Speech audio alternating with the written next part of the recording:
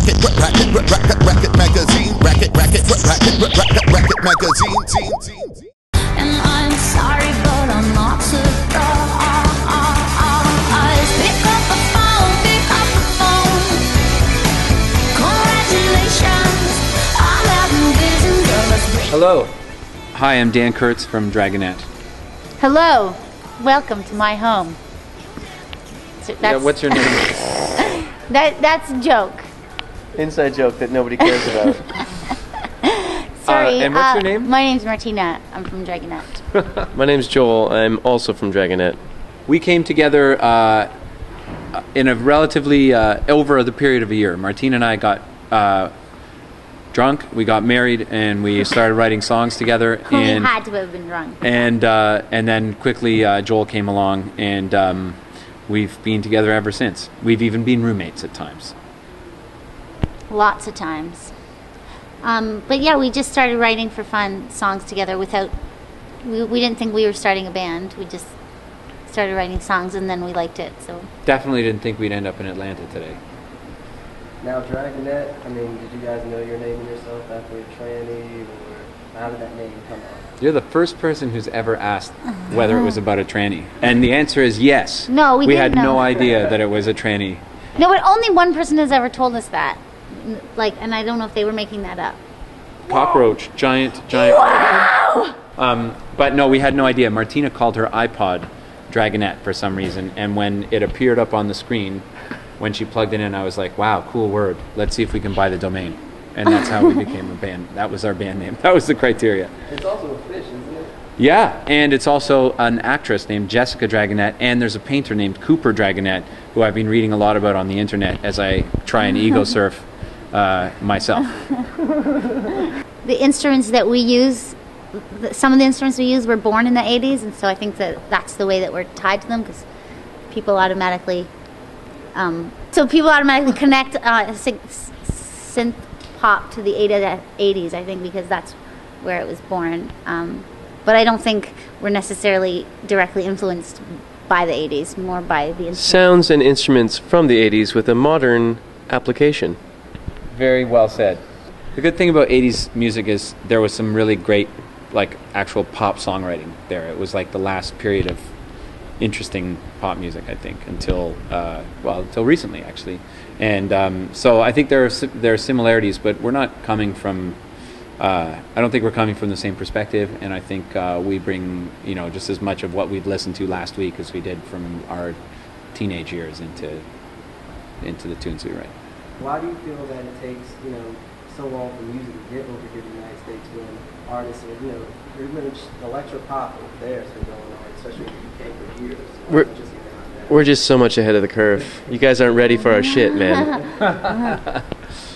Well, in our particular case, it was just how long it took to actually be able to get the rights to release our record here. But I don't think that happens with everybody. But I think in general, the record industry is really hesitant to put out music that's not like a surefire winner in territories outside, in a shrinking record world. If whatever American record company has the choice between putting out one of their signed American artists or a licensed record from their European branch, they're going to put out an American artist first. And there's not a lot of room for new people. It's, as we all know, people aren't really buying records anymore. But do you feel that, because you guys you moved out to the UK, correct? Yeah. Now, do you feel, when you went over there, did you go over there and hear something, and then, when you come back over here, you hear it, maybe months later, and you're like, why am I still hearing this over here? Yeah, in some cases, with smaller artists, I don't think, Lady Gaga pretty much swallowed the whole world at the same time. And actually, I think she started in Canada and Australia. Yeah, Canada and Australia were her first markets, and then she caught up here, I think. But I think, when you think of people like LaRue or Little Boots or Lily Allen, they are those are artists that their record companies are taking a really big chance with after they've demonstrated some success at home. And you have to have in all of those cases, those were massive artists in the UK before they came here. Yeah, and I think it goes both ways though. I think that even since basically the Beach Boys and the Beatles, it's been this constant back and forth, right? British or European artists listen to American music and like, oh wow, that's amazing, and they try and do their own take on it, but it's different. It always seems fresher from you know, across the pond. Like when you're in, if you grow up English and you listen to American music, it's like, wow, it's so different, but like it's the same over here. You know what I mean? And so I think it takes a while to get it back. Yeah, it takes the back and forth takes a while. So those influences are happening like a little bit like delayed across the pond. You feel that as bandmates, like it gets a little difficult? Is it easier creative writing process being together and doing it? Well, neither of us have really ever collaborated with anybody else in the way that we collaborate with each other. So, as far as we're concerned, it was difficult to start. That was for sure. Yeah. Because I've read you're a little difficult when you write songs. You like to lock yourself in a room. Yeah, and Dan does the same thing, but I kind of force him like to be in the room by himself because he wants. I don't play well by myself. Yes, no, you do. I'm kidding, but he does. He thinks he doesn't, and so he sometimes wants me to be there, and then I say I don't want to. Yeah, I think there's a delicate balance for. I don't know how writing is for other people. I don't know how it is. How it would be even for these same people in different circumstances. But the way that this works is it's like everybody contributes their little piece, and everybody individually gets a chance to assess it. And as Joel was saying the other day, you come up with an idea that you can contribute, and you do it until you're satisfied with it, and then present it to everybody else. And if it's good, then it keeps moving forward. Tell us about the new EP, Mixing It Thrill. That's Martina's department. Yeah. Please explain it again. Oh no, we just had all these remixes that we loved, and we had written. Actually, we had written Volcano. We'd written Titties and we'd written My Summer. Oh, and yeah, then and- we wrote Volcano, and we're like, maybe we should put out an EP with some of the remixes just to make it reasonable to put something out. And because we'd also realized that we loved a lot of our remixes that had been done, and they had been, released into the internet over the year, but there was no single definitive place where you could get them all. And so it was just a nice kind of cap to the Fixin' to Thrill period, out of which, those two other songs, Titties and My Summer, had already come, and they were just sitting around waiting for something to happen. I'm so afraid. Yeah. So then, Cockroach on it. and that's I what thought he happened. was feeling And it gave bad. us an opportunity to make a nice, album cover and something to talk about and something to do, because otherwise we got nothing to do.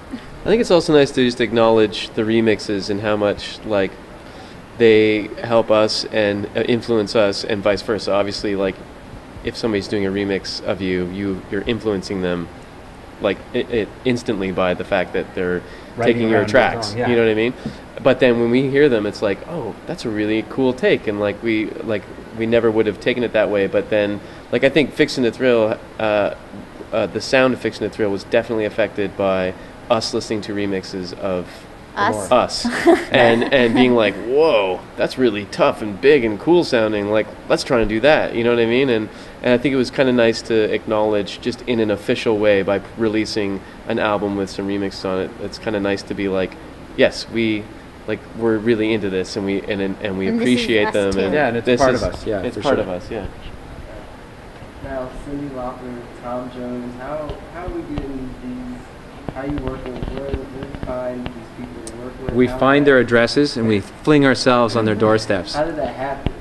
Cyndi Lauper asked if we would do something with her.